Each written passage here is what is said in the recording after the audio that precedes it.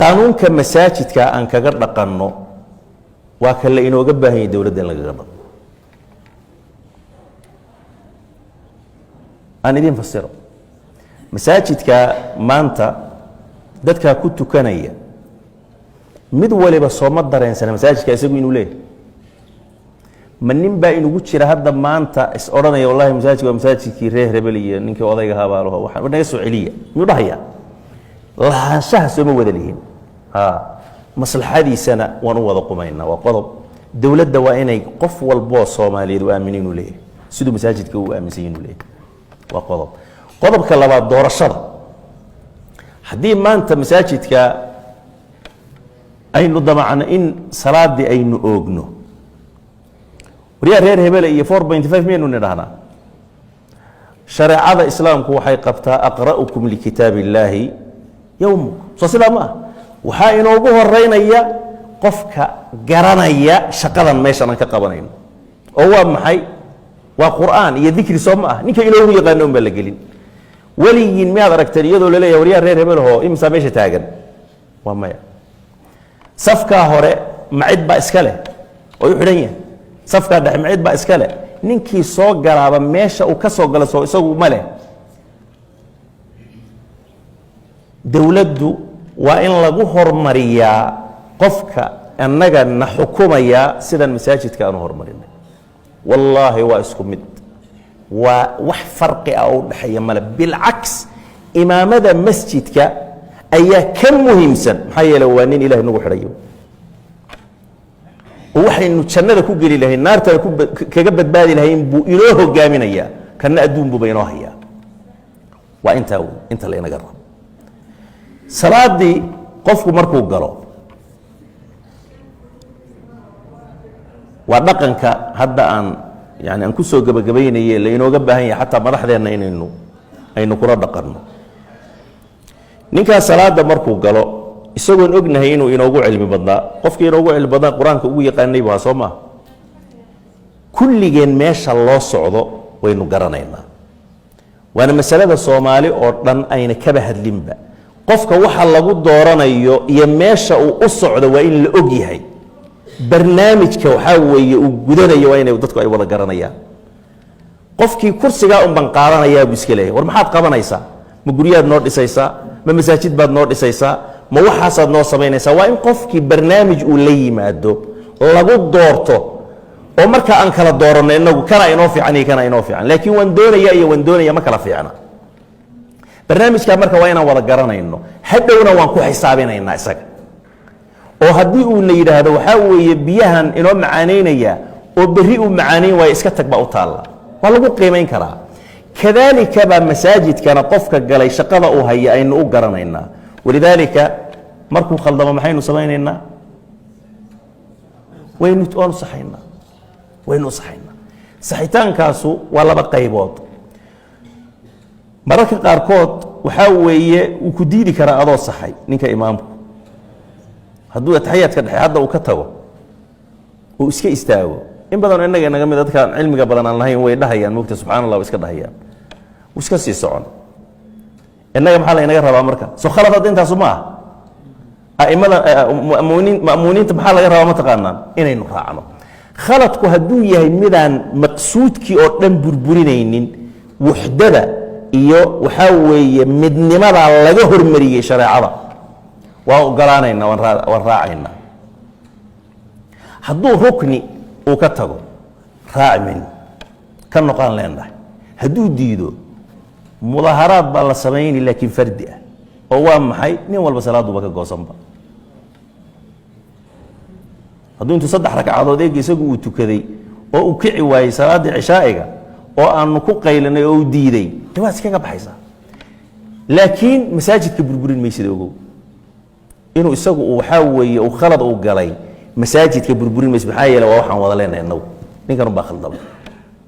mararka qaarkood hadda dadka Soomaaliyeed waxa ay ku soo jabeen muxuu ahaa dawladdii yaa khaldantay gurigu miyuu khaldamay gurigu ninku fadhiyay miyuu khaldamay daartii miyay khaldantay maxaynu u burburinay sidaas la inaga rabaa marka waa la kala saarayaa qofkan iyo camalka aynu wada lahayn waa la kala saarayaa mararka qaarkood waa la casili waa shareecadii ogow hadduu isaga oo salaadii ku jira ay weysadii ka jabto oo dhawaaq waliba kaga jabto la wada maqlahayay maxaa la sameeyaa ya saa intaan u qabanno uma ka soo bixinaynaa nin kalena waan gelinaynaa sharcigu waa kaa masaajidkiina waa inuu xifdisan yahay isagana dhinac ma isaga tuuray hadday ka waran koox reer hebel ay dhaan war imaamka naga maxaa loo soo bixiyey marka warrama ay dagaalamaan way qaldan yihiin mana dhacayso waxaan hadalkayga ku soo gabagabaynayaa haddaad rabtaan qaanuunka wax lagu dooranayo ee dowladnimo lagu dooranayo iyo qaanuunka lagu saxayo waa kan masaajidkana wey aynu maanta aynu joogno ninkii intaa intuu qaado soomaaliya inoo geeyo waxaa weeye reerkaasu way badhaadhayaan ilaahayna subxaanahu wa tacaala nicmo badan ayuu ina siinhayaa haddaad adigu imaamkii ay weysadu ka jabtay aad ku hagaagi weydid inaad maanta waxaa weeye ii sheeg aad u hiiliso mid kaloo mufsidahoo ina kharibay oo ina baabiyey haddaynu iska riixno cidna inay u dagaalanta ma aha waa in waxaa weeye sidaas lagu tacaawuno weeye walidaalika masaladan daacat wulaat اlumuur oo aad looga hadlo oo weliba ragga salafiyiintu qaarkood ay kaba dhigeenba wax aan xataa khaladkiisa aan laga hadli karin taasuna sidaa ay dadka qaarkood u sheegaan ma aha waa la adeecayaa waxaa lagu adeecayaa wax allaaliya wuxuu ku saxsan yahay intuu ku xun yahay ama intuu ku khaldan yahayna waana looga naseexayn waana laga qabani wax dhibaato ana male laakiin qabashadaasi ma aha in la burburinaya ma aha in isagii waxaa weeye la dilaya ma aha in wadankii la burburinaya ma aha intaas waa qaanuunkii rasuulka sal اllahu alayh wasalam nebi moxamed oo afdal اlbashar ahaa afdal اlbashar yaa la hagaajiyey oo salaadiisa la hagaajiyey maalin maalmaha ka mida rasuulku sal اllahu alayh wasalam salaad buu tukaday markaasuu laba ragcadood rubaaciyay ahayd laba ragcadood buu kaga baxay way ka xishoodeen saxaabadu nin gacmo dheere la dhihi jiray baa wuxuu ku yidhi rasuul allow salaaddii miyaad ilowday mise waa la gaabiyey buu yidhi markaasuu yidhi lamana gaabinin mana iloobin buu yidhi bal nasiitaha buu mee waad ilowday buu waayo qofka saa lagu leeyahay waa nebi moxamed afdal اlbashar wey rasuulku sal اllahu alayh wasalam war maanoo nebi aad ila hadlaysaa muuna dhihine raggii kale wuxuu yidhi war waxa uu leeyahay gacmo dheere ma runbaa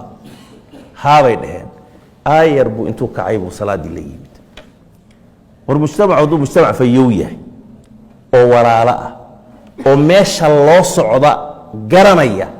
oo cilmigii uu isku meelu u wada joogo waa laystoosin ra'iisku dadka unbuu ka mid yahay ma leh xurmo hadda ma aragtay yani aan lagu sixi karin ma laha waa muslimka unbuu ka mid yahay wixii uu samaynayana waxaa weeye wuxuu isagu keligii garanaya maahe mujtamaca qof walboo garanaya waa inuu ku yidhaahdo cumar ibnu khadaab radi allahu canhu mimbarka isagoo ka hadlaya haweeney baa saxday markaasuu intuu la jahray buu wuxuu yidhi akhطa cumar wa asaabat imraa inuu marka dowladnimadii aynu ka fahanno inuu dhowrkaa ruux ee meesha qabsaday iyagu dadka kale ay ka caqli badan yihiin oo ay waxaa weeye waxay garanayaan ayna dad kale ayna garanaynin islaamnimadana kama mid aha qaanuunka islaamkana kama mid aha qof walbana waxaa weeye qiimihiisu waa intuu garanayo wey mabda'a shuurada ee ilaahay subxaanahu wa tacaala uu dhigay qur'aanka uu ku soo dejiyeyna asaas weeye fi اdowla wa fi alxukm oo ah washaawirhum fi اlamri waa in dadka lala tashadaa adigu dadka kamana caqli badnid kamana xikmad badnid boqolaalan kaa caqli badan iyo boqolaalan kaa xikmad badan baa jira qof walbana takhasuskiisa waa in lagu ixtiraamaa ragga ahlu xarbiga ah iyagaa lagu ixtiraami takhasuskooda ragga atibada ah iyagaa lagu ixtiraamaya takhasuskooda ragga muhandisiinta iyagaa lagu ixtiraamaya takhasuskooda rasuulku sal اllahu calayh wasalam markuu dagaalkii beder uu gelayey qaab buu isagu ciidanka u safay oo meel buu fadhiisiiyey waad ogeydeenoo saxaabigii intuu u yimid ku yidhi rasuul allow arrintan aad samaysay bal aadaabtiisa iyo akhlaaqdiisa baldayaba ma waxaa weeyaan buu ku yidhi yani ra'yi uu ilaahay uu soo dejiyey oo laa yajuusu lana an nataqadama canhu aw nata'ahar am huwa alra'yu walxarbu walmakiida buu ku yidhi arrintan aad samaysay ma wax ilaahay soo dejiyey oo aanan hadal aanan ka dhahaynin miyaa mise waa ra'yigii dagaalka un weye markaasuu rasuulku wuxuu ku yidhi bal huwa alra'yu walxarbu walmakiida sidaa ma aha buu marka yidhi